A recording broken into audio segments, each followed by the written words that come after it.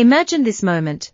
I'm squeezed into the back seat of an old Ford F-150, and the sharp scent of pine resin mixes with the engine exhaust, as if the forest and the car are having a secret conversation. The narrow road snakes upward along the slope of Sangre de Cristo like a grey ribbon outside the window, flashes of sunlight between the trunks of blue spruce, as if someone is blinking a giant golden eye.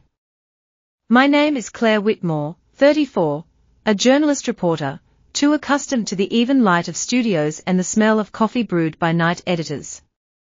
But today I decided to close the browser, turn off the phone, and trust the man behind the wheel.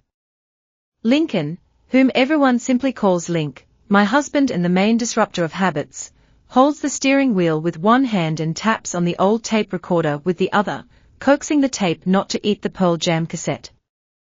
In the rearview mirror, he catches my gaze and smiles. The corners of his lips rise slowly, as if he's preparing a surprise and savoring its taste in advance. This weekend is Link's idea, get away for 3 days, Claire. Fireplace smoke instead of push notifications. Wild silence. And us, just as we were before. Next to me sits Arlo Sage, a lanky musician with perpetual dark circles under his eyes, as if sleep deprivation is his personal brand. He plucks a pick between his fingers and hums a melody under his breath that no one recognizes, but everyone freezes. Each sound penetrates under the skin, catching on invisible hooks. To my right is Jasper Boone, a chatty historian. He constantly flicks a silver Zippo lighter, click, flame, click, to emphasize any remark with a spark. 15 miles to the cabin, he announces, sliding his finger over a cracked map. And there, I swear, even the Wi-Fi gives up and goes for a drink. In front, in the passenger seat, is Ridge Monroe, a triad of muscles, confidence, and slight stubble. He holds a bottle of Dr. Pepper, whose script is simple, open, gulp, crush. Ridge turns halfway toward me. Don't worry, Whitmore. If bears come, we'll treat them to beer. Behind him, Silas Gray sticks to the window. He hardly speaks, but his eyes examine every detail, as if he's continuously photographing the world inside his head and arranging the snapshots on shelves. A little further is Keaton Price, a cynical legal genius. His tie is carelessly undone, but his shirt cuffs are perfect. It seems he signs deals even in his sleep. 20 minutes later, we emerge from the spruce corridor, and a cabin appears before us, a cedar log structure that survived a forest fire last winter. Black, charred marks stretch across the beams in a haphazard pattern. A thin smoky spirit emanates from the wood, hinting at something stubborn and alive, the scent of a wall that has endured. I step onto the gravel, feeling the small stones press through the soles of my sneakers, and look at the horizon. Tyler Peak with its whitish cap stands like an ancient judge, discussing our arrival with the wind. The wind responds with a whistle through the gaps in the scorched pines. It takes my breath away, not because of the height, but because of the realization that the nearest neighbor is 3 miles away, and the only signal caught here is the inner voice. Link approaches from behind, putting his arm around my shoulders. Do you remember how you said you were tired of living by the news? Today, no news. Just the sound of blood in your ears. His words carry a strange promise. The usual order will disappear, leaving only us and something between the lines. We carry the bags inside. In the living room, there's a fireplace with a coal core. Above it, photos of previous owners, the smiles of people whose stories ended long before us. I touch the frame, and the glass is cold, like ice on the palm. It's as if the whole house keeps other people's secrets, I say. They are just waiting for us to add our own, Jasper jokes, but there's a quiet excitement in his voice. When Ridge throws the first log into the fire, the flame flares up instantly, illuminating the faces with warm amber. And I suddenly feel a slight dizziness, as if there's another, invisible scent in the air that can't be named.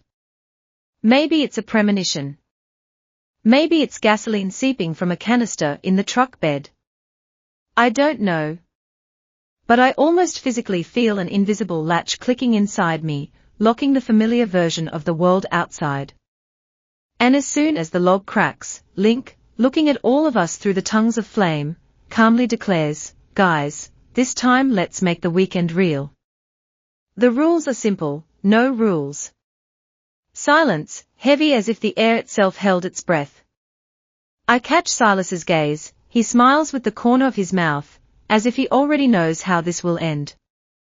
And suddenly I realize, the forest around is not the only thing that will survive a small flame.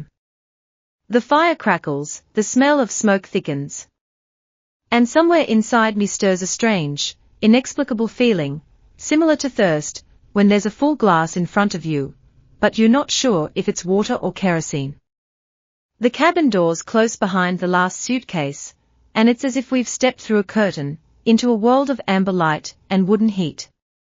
The living room turned out to be more spacious than it seemed from the outside, ceiling beams the color of dark honey, stone walls adorned with old reproductions of mountain maps, and a massive mammoth sofa hidden under plaid blankets. The fireplace, stuffed with dry pine, spat out the first spark, and the air immediately filled with a pungent, thick smoke. The smell reminded me of school trips, wet boots, caramel melting in the pocket of a jacket, and songs by the campfire that were always half-sung.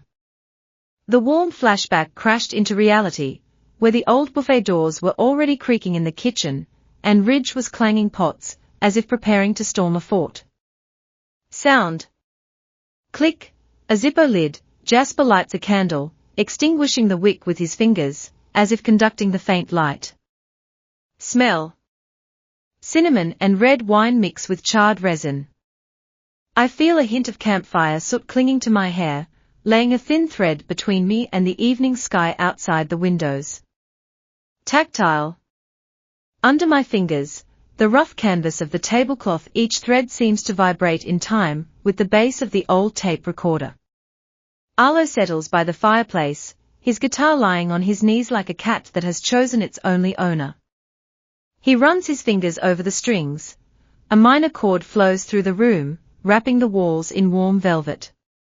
"You know," he whispers, not looking at me, "a tree has its own voice. If you listen, it will tell you how it burned. Or how it wanted to stay whole." A hero poet, I laugh to myself, but the words catch on. The house really does sound, the creaking of the boards, the hum of the wind in the chimney, a rhythm that makes the heart beat half a beat faster. Jasper swings open the bar cabinet, pulls out a bottle of Golden Highland Ember, and 5 thick facete glasses. "Hey, Whitmore," he grins, "let's see if your journalist reputation is stronger than this ale." Reputation of a gossip or a reporter? I retort. Laughter takes off like a flock of red-breasted robins over the lawn. Fun, loud, a bit hoarse, but beneath this armor of merriment, I catch a metallic ring of impatience in their voices, as if each of them is sharpening an invisible blade for a late battle of stories. Ridge places a Dutch oven with spicy chili con carne on the stone slab. The smell of cumin and smoked paprika fills the room. He generously tosses pieces of venison, bought at a roadside shop, into the pot and adds a pint of dark beer, as a peace offering to the stomach. "Claire, are you still writing about crises?" He nods at me over his shoulder. "Want a headline? Hungry friends prevent civil strife with one dish." First, I would title this "Smell Smoky Hell That's Nice to Jump Into," I reply, feeling my salivary glands traitorously signaling alert. "It's going to be spicy." Silas laughs quietly in the corner.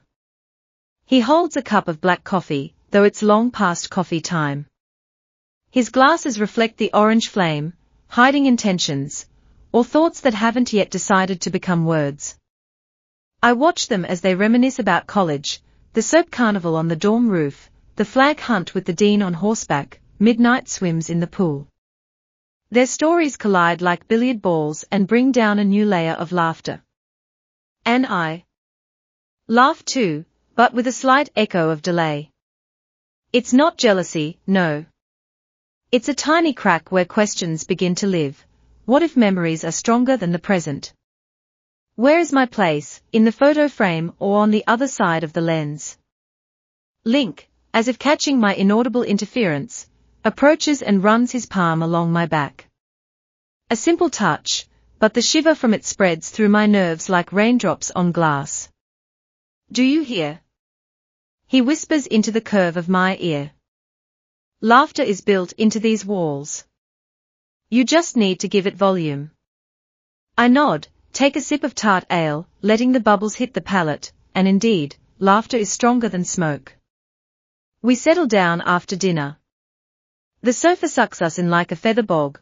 Arlo is half lying with his guitar, Ridge is stretched out on the rug, his bare heels pressed against the stonework. The fireplace flickers, casting shadows of toothy demons on the ceiling. They dance to the rhythm of the fire, and to our words. Jasper and Keaton argue about who is to blame for the ancient rock festival Iron June being cancelled once, the weather or the greed of the promoters. The arguments are like Uno cards, colorful, sharp, and each one tries to impose a penalty on the other. Ridge, tired of their verbal tennis match, throws a pillow, hitting Jasper right in the swing. Quiet, librarians. He roars. Let Arlo play. At least one full verse without your objection, sir. The guitar obediently produces a bluesy riff, filling the pause with a smoky sweet sound. The sounds swirl with the flashes of flame, and it seems to me that the cabin sways slightly, like a boat on a lake on a moonless night. It's at this moment that I notice Silas. He sits on the edge of a rocking chair, elbows on his knees, his gaze not at the fire, but slightly to the left, into the darkness of the corridor leading to the bedrooms. Where the shadows no longer dance, but thicken. His face is calm, but his fingers are clasped so tightly that the knuckles have turned white. Observing. Waiting. I want to ask, but the words get stuck because suddenly, in the quietest beat of Arlo's blues, the tape recorder clicks, the tape cuts off the song, and the emptiness of a second rings out as if a shot glass had fallen on the tile. Damn retro tech, Link whispers, getting up to flip the cassette. But it's in this pause, when no chords cover the silence, that I hear the quiet whistle of the wind through the fireplace flue, similar to the sigh of someone very old. Maybe it's just the house. Or the forest. Or our own shadows, deciding to give a sign that the evening is just warming up. The cassette clicks again, and the music returns, but something imperceptibly shifts in the room. Silas raises his eyes and meets Link's gaze, a question, an answer, about everything silently, in an instant. I don't know what they agreed on, but I feel how the slight tingling in the air turns into point sparks, as if static electricity is craving discharge. I take another sip of ale, which suddenly seems stronger than it was a minute ago, and mentally try to catch the lost rhythm of lightness. Instead, I hear quiet clocks inside, counting something that's not yet on the dial. The flame sits a little lower, casting longer shadows. And for the first time this evening, I feel a bit chilly, though the fireplace is still roaring. The lights in the house are slightly dimmed. Link turned the dimmer to an amber glow, and in the fireplace, the flame lowered so as not to burn the eyes, just enough for the coals to breathe red.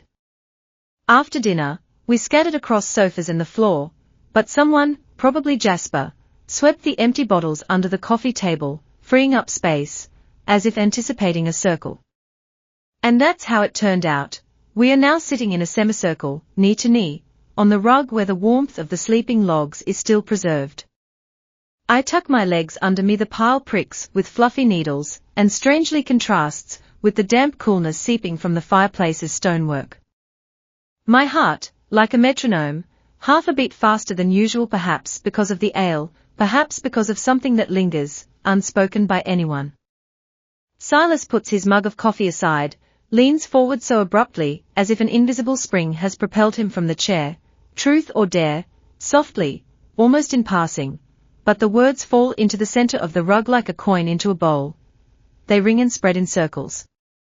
A moment of absolute silence. I hear my own breathing, a thin hiss of inhale-exhale.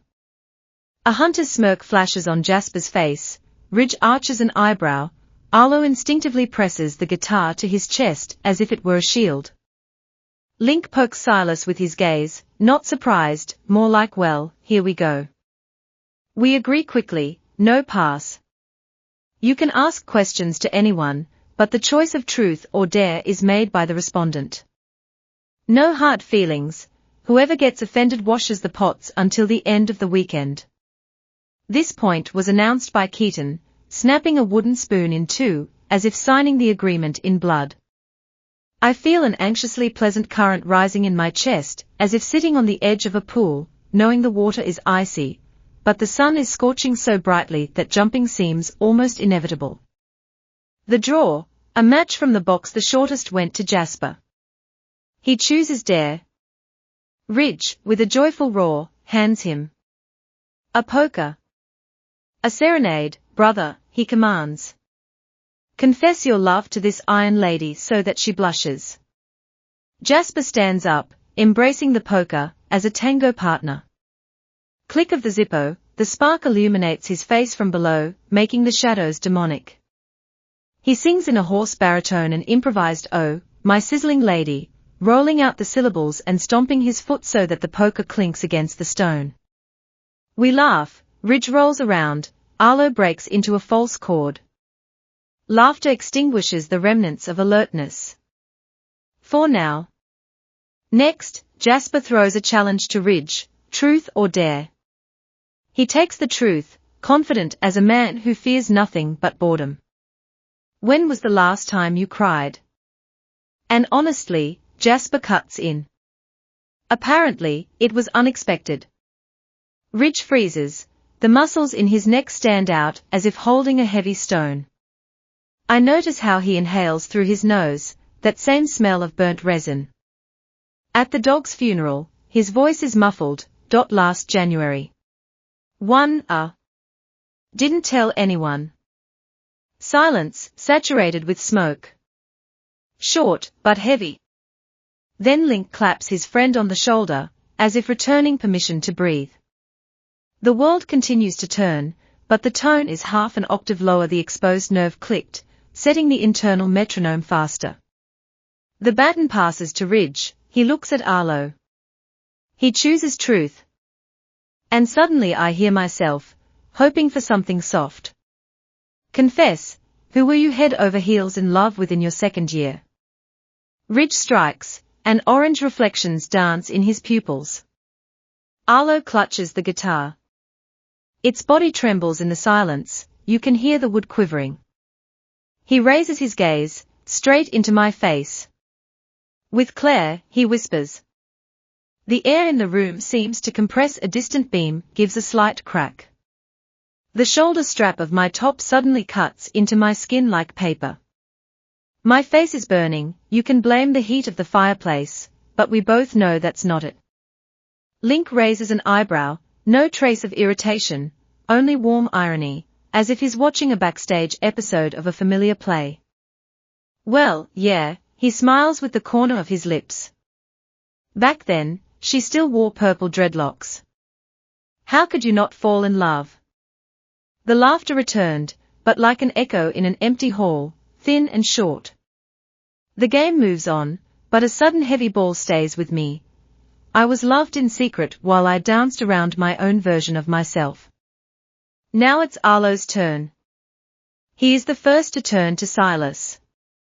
The latter seemed to be waiting, his eyes, reflecting the fire, do not blink. Silas, truth or dare, softly. Arlo, not having time to come up with a task properly, mumbles, play. Play any song you're afraid of. Interesting. A scary song. Silas is silent for 3 heartbeats, then stands up, takes the guitar from Arlo. His knuckles are yellow in the firelight. The first chords creak, as if the wood is resisting. He plays hurt, but not 9-inch nails, a hoarse whisper of cash.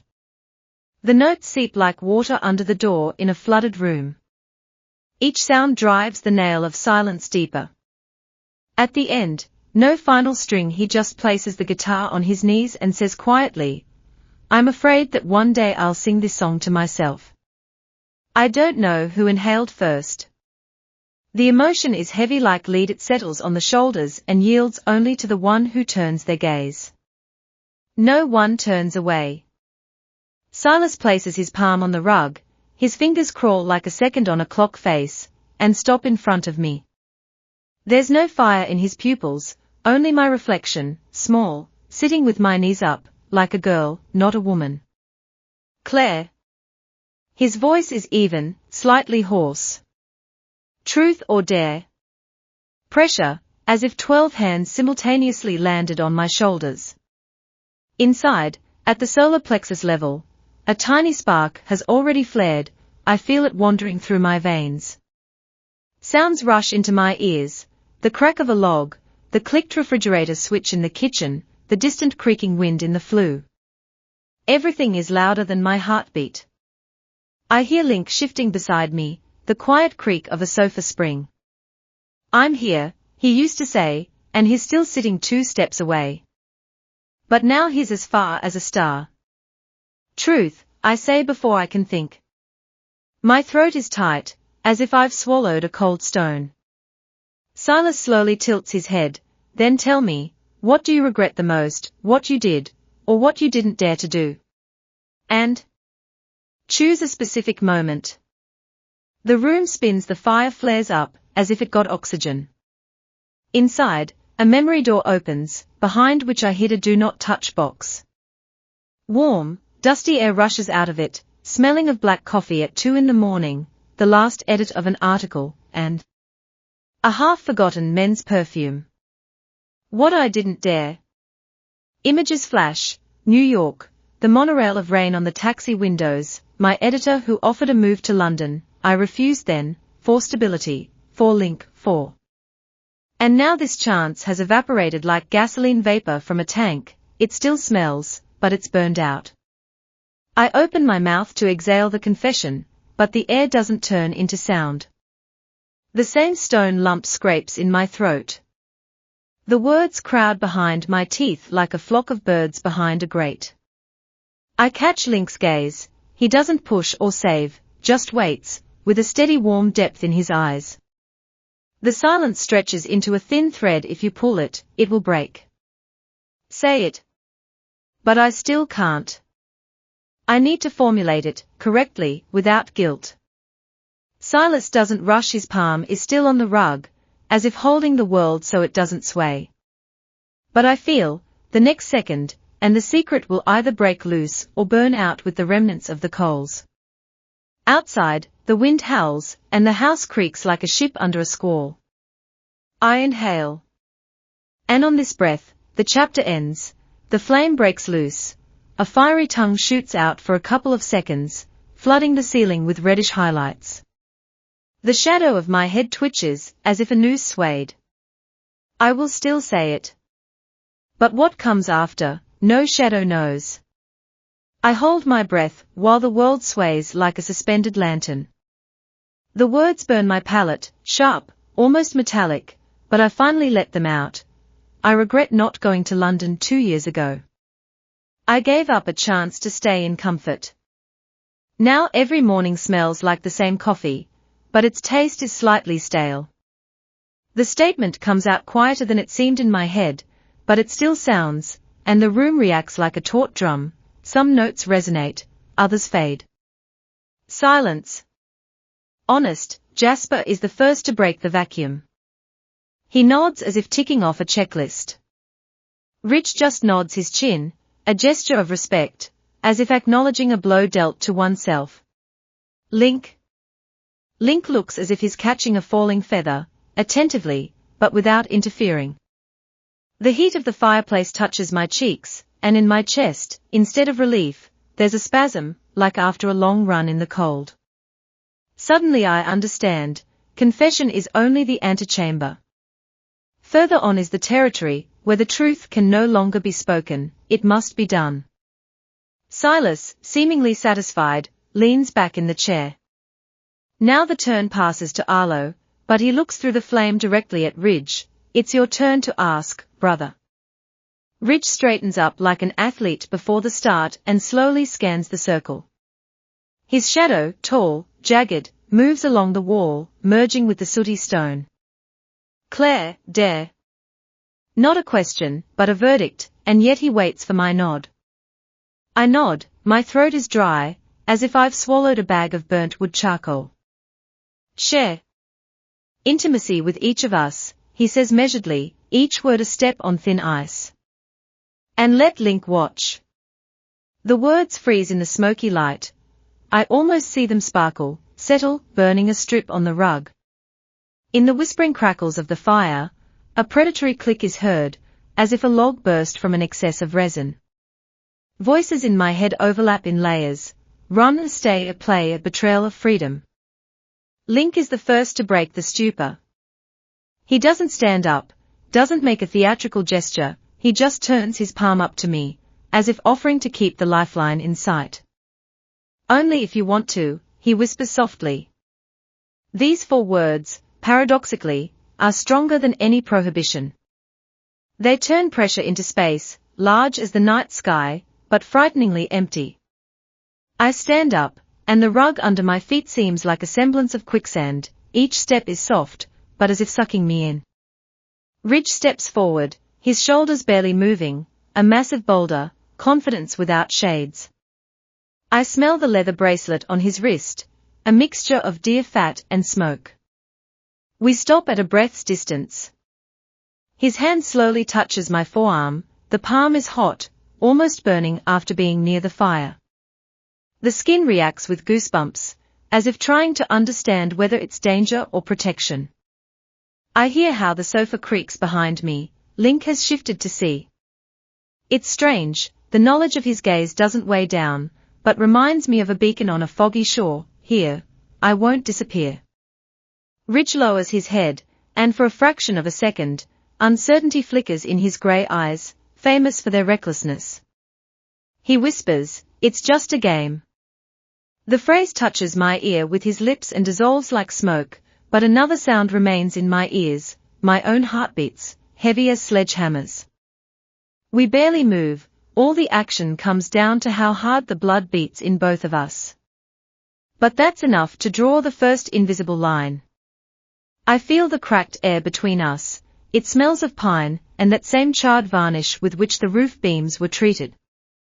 When Rich slowly steps back, there's a feeling as if the sharp smell of ozone after lightning. The charge has gone into the ground, but the hair still holds static electricity. Next is Jasper. He approaches with his usual smirk, but the smile trembles at the left corner, betraying slight timidity. His palms smell of Zippo gasoline and cinnamon from the rum. He whispers, "Show that we are not phantoms of memories." Laughter escapes me prematurely, nervous, but the chuckle still extinguishes the sharpness of the moment. Jasper touches the back of my head, a short, almost friendly touch, like a blessing before a journey. And in this softness, I suddenly catch myself relaxing my shoulders. Behind me, Arlo sighs quietly, a sound that pulls attention, like a slide guitar draws a chord. My brain registers every detail, a warm breeze from a non-hermetic window, the aroma of stewed spices that have managed to seep into the blanket fabric, Keaton's light ironic hum from the chair.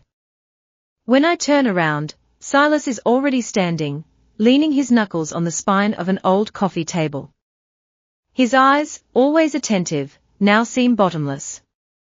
He's not going to fill the pause with words. Instead, he raises his hand, not for a touch, but like a conductor catching a beat. He waits for me to take a step towards him.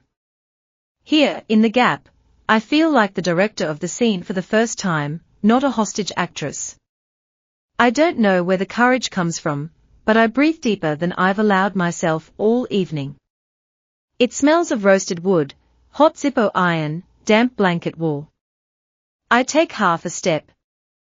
Silas responds in kind, and there's less than a palm's width of air between us. Neither fire nor shadows can squeeze into this gap, and yet it's here that the loudest sound arises, silence, piercing the eardrums. I feel my back become damp, the sweat cold like dew at 3 in the morning. Arlo's guitar twangs with a snapped string, a thin metallic screech, similar to a broken glass. It pulls us out of the trance. Silas steps back, and in his gaze there's respect, weightier than any touch. I turn to Link. He's still sitting, but his fingers on his knee are intertwined to white knuckles. He looks not judgmentally, rather with hungry curiosity. I suddenly realize, he's also scared, and that's why he holds himself steady. Keaton stands up, adjusting his cufflink, a movement elegant, but with a tremor in it. "We can stop," he says in a businesslike tone, but his eyes glisten as if coated with dew. "No," Link answers for me. "Let the line be drawn to the end." I feel the words wrapping around my heart, tying an invisible knot. To the end, where is this line? It's here, on the second breath after Link's phrase, that I notice a thin dark strip on the floor under the rug. More like a smudge of smoke left by a log that once fell. But from my angle, it looks like a rough sketch of a circle, the missing stroke of a pentagram. No, a boundary that we outline with our feet. I raise my head, the fire crackles, sending sparks upward, and they disappear, not even reaching the beam. It seems to me that each spark is a possible no that we didn't utter. Arlo stands up last. He always moved like water, but now his steps are careful, as if he's stepping on the thin ice of a March lake. The guitar is set aside in the corner in his hands, only breath and timidity. "I don't want to burn you," he says barely audibly. "Then warm me," I reply, and my voice, to my surprise, doesn't break. We touch foreheads, and at that moment, the frozen particles inside me begin to melt. I hear how Link takes a slow breath behind me, a sound infused with smoke and permission. In my stomach, a pulling sensation of falling, as if the elevator dropped half a meter, then jammed again. I don't bend, and Arlo steps back first on his face, an almost childish smile of relief. "Done?" The weight instantly grows. I can't understand if it's inside the body or pressing from the outside. My knees tremble, not from fatigue, but because the center of gravity of the world has shifted. I feel Link stand up. The floorboards creak clearly under his boots, like a chord played without a false note. He approaches me, places his hand on my lower back, and from this touch, an entire northern lights flare up inside me.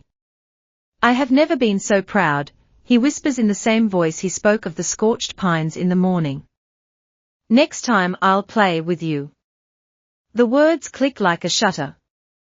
The air becomes damp, almost viscous.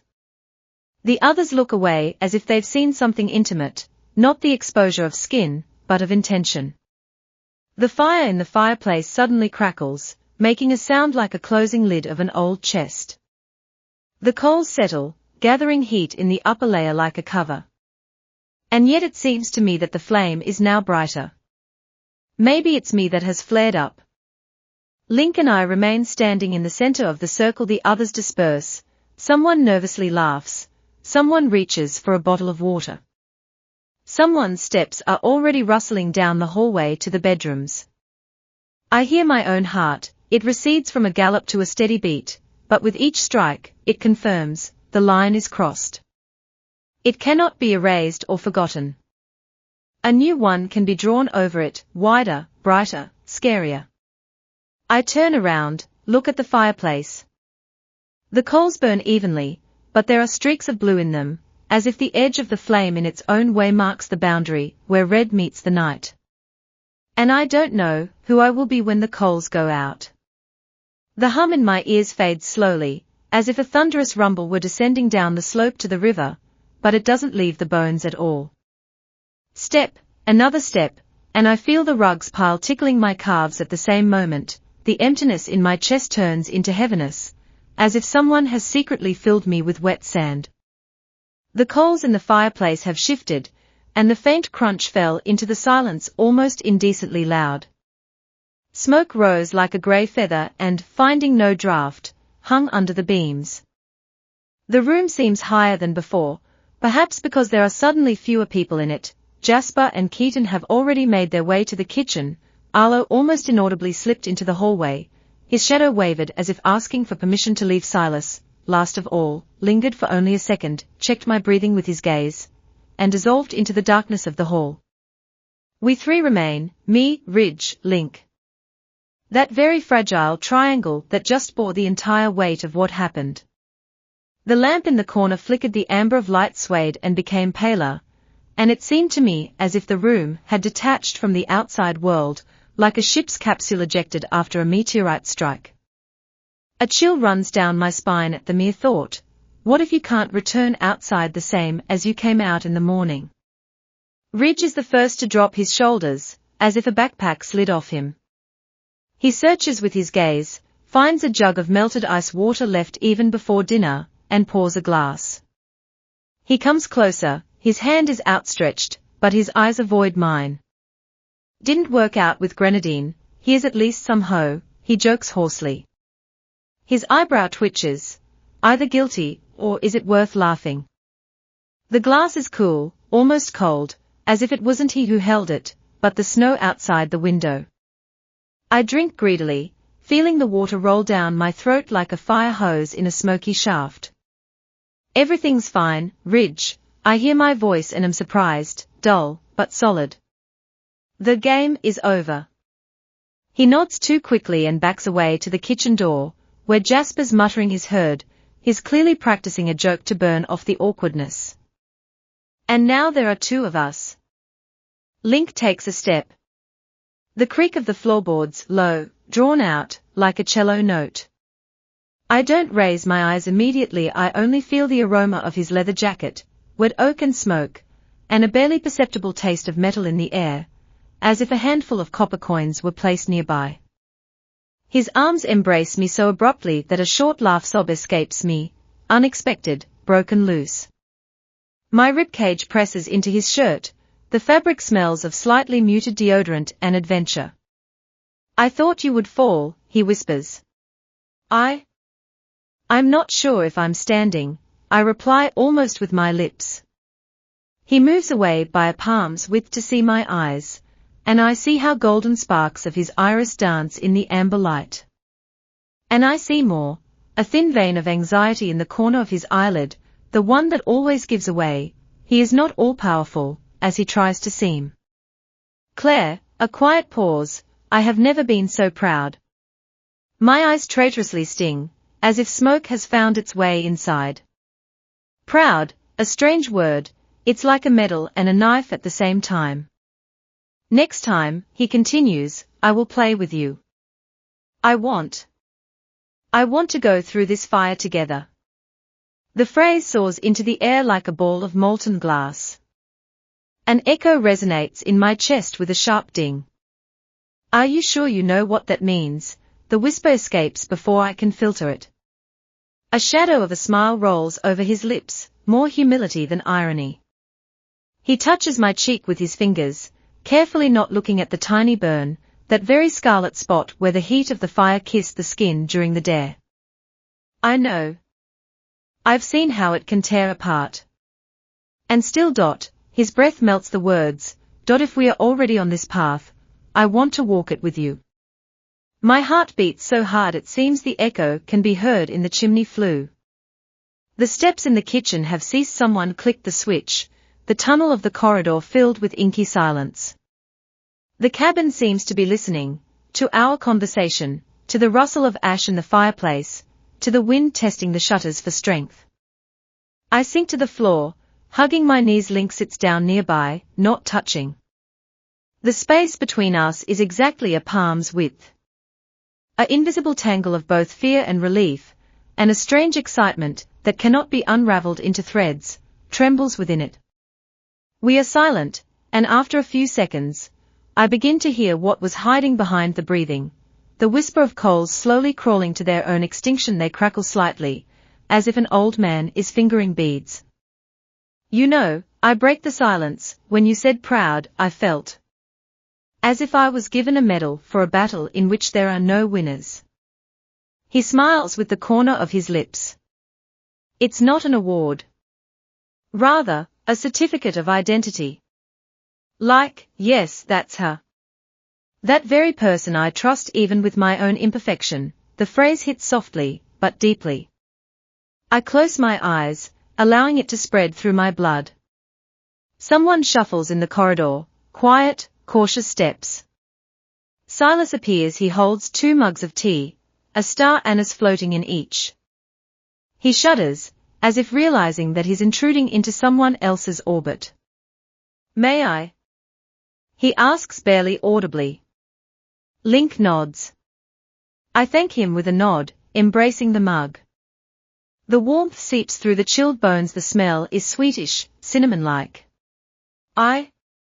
Silas sighs, the words get stuck. I wanted to make sure you're okay. I don't need to lie. I don't know how I am, I answer honestly. But I'm breathing. He nods as if he considers this a sufficient result and places the second mug next to Link. He retreats to the door before disappearing. He throws a short, ash is also fuel. You just need more heat to ignite it. And he leaves, leaving us with this phrase like a talisman stone in a pocket. Link moves, sits behind my back, and pulls me to him. My back presses against his chest. I clearly feel each beat of his heart like a drum marking the time. After a couple of minutes, the pulse aligns with mine, 2 pendulums that have gone in unison. We sit like this for a long time. The tea cools, the house cools down. When the fire goes out completely, the darkness in the fireplace becomes mirror-like. Somewhere below, under the floorboards, a mouse rustles or a branch hits the roof, and we flinch together, then laugh in a whisper. The silence is no longer heavy. It's open, like a field after a storm, wet, cold, full of new smells. Do you hear? Link asks. I close my eyes, listen. Somewhere far away, beyond the windy pines, an engine roars eagerly, probably someone's SUV on the highway we can't see.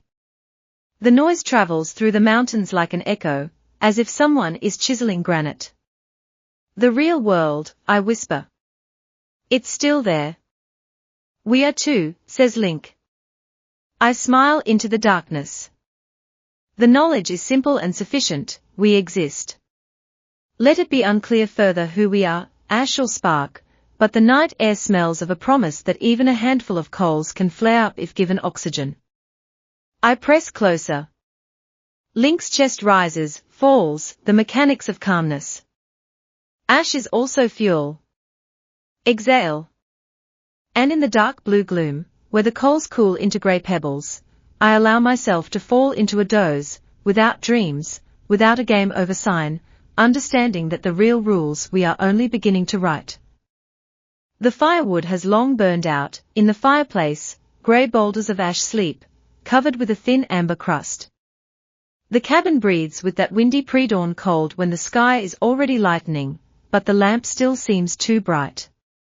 I wake up on that very rug, curled up like an embryo, covered with a blanket, and I don't immediately understand where the top is. Link is not beside me. Only a frosty imprint of warmth on the blanket, and a faint smell of his leather jacket, smoke and bergamot. At first, I think, he went to the kitchen for water.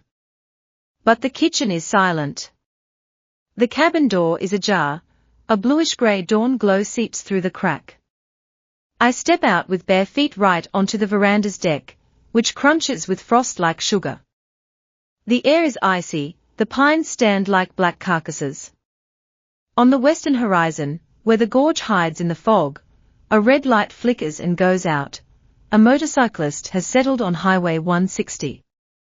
And on the post of the mailbox hangs a ring of Link's keys. He never takes them off. And next to it, an envelope, taped with duct tape. In black marker, Claire. My heart drops like a frame fallen off a nail. I tear the tape, the paper breaks into pieces. Inside, frozen air and 2 boarding passes. Denver, London Heathrow, departure today 1945, passenger names, Lincoln M. Whitmore, Claire F. Whitmore. On the back in small, even handwriting, you said London only came in a dream once. Wake up. L. My knees buckle, I grab the wooden post, slide onto the step. Cold resin embeds into my palms, but the thought burns stronger, he decided overnight. Or? Decided earlier. Images flash in my mind. How Link nodded in the evening when Ridge threw me the challenge. How there was not a shadow of jealousy in his eyes, only a predatory, thirsty further. How Silas retreated after his phrase "ash is also fuel" and disappeared with 2 mugs of herbal tea. All of them. Friends. Team. Perhaps their entire daring game was a prologue. Not a test of loyalty, but a stress test on the flexibility of wings if you have to fly. The pickup's door slams. I startle. A dusty F-150 rises along the path between the pines. Ridge is behind the wheel, Link sits beside him, holding 2 cardboard cups of coffee, so hot that steam flows down the windshield. London calling. Ridge grins widely, pretending nothing extraordinary is happening. Link gets out and places his hands on my shoulders. The heat of the coffee cup spreads under the sweater fabric. His eyes, field lilies at dawn, tired, but stubbornly shining. The surprise turned out rough, he whispers, touching his forehead to mine. But there's not much time. If you still want to fly. I've gathered your passport. I look at the keys jingling in his hand and suddenly realize, these are the keys to the cabin, not the car. He leaves the house open because the others will return here tonight when we are already gone. Did you plan everything?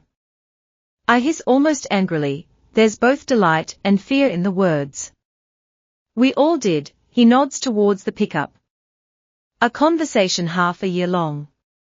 They knew that this jump needed a thick night and a good bonfire. He hands me the coffee cup, his fingers tremble just like mine. Claire, my name sounds like the first gulp of air after a deep dive. You always thought you missed a chance. Let's make it so that in the next game of truth or dare, you choose dare first. My heart hammers cold like a blacksmith forging a horseshoe. On the threshold between pine smoke and an empty road, a simple thought comes to me, fear and freedom smell the same, like burning resin. I laugh, a breath escapes like steam, as if I've released a charred shadow from my chest. I throw the keys to Ridge, he catches them mid-turn, like a ball. Take care of this place while we are gone, I say. The coals will flare up again if you throw in some needles. Ridge salutes, Jasper pokes out of the truck bed, waves a ticket to the Iron Dune Festival, play a couple of chords by the Thames instead of us. Silas in the cabin makes a rare big gesture, raises his fist, and I know, he approves. Link opens the passenger door. I freeze for a second, looking back. The cabin still breathes the night story, and the pines, smelling of carries of smoke, whisper their endless cantata. Somewhere in the gorge, a motorcycle hums again, as if confirming, the world is trying to wake up. I get in. The engine growls, the cold air turns into a running tape. Ridge honks, making a circle with the headlights around the yard, as if writing a giant letter Q, question. We drive away, not catching the answers. After a minute, the cabin disappears behind the turn. Instead, there's a narrow strip of highway, along the edges of which the dawn lays mercury puddles. Link places his hand over mine on the gearbox. So, Mrs. Whitmore. A clean slate. I look ahead. The mountains dissolve in the fog like watercolor in water.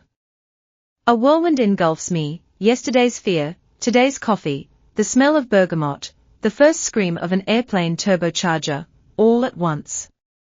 And among this, a tiny, dazzlingly bright point, a spark. Not clean, I smile. It already smells of smoke. There will be something to write with. We accelerate. The speedometer rolls over 80, and the wind stings my face through the slightly open window. I feel my heart align with the rhythm of the engine, and a line flashes in my head: ash is also fuel. A distant coyote's howl stretches as the last note. Behind us, night, game, coals, and friends who held the safety net.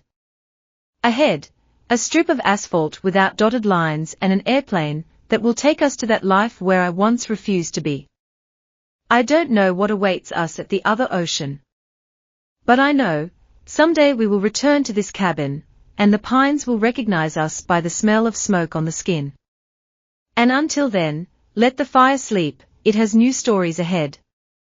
I close my eyes, allowing the wind to ruffle my hair, and hear the inner silence whisper, "Deal accepted. Your move next."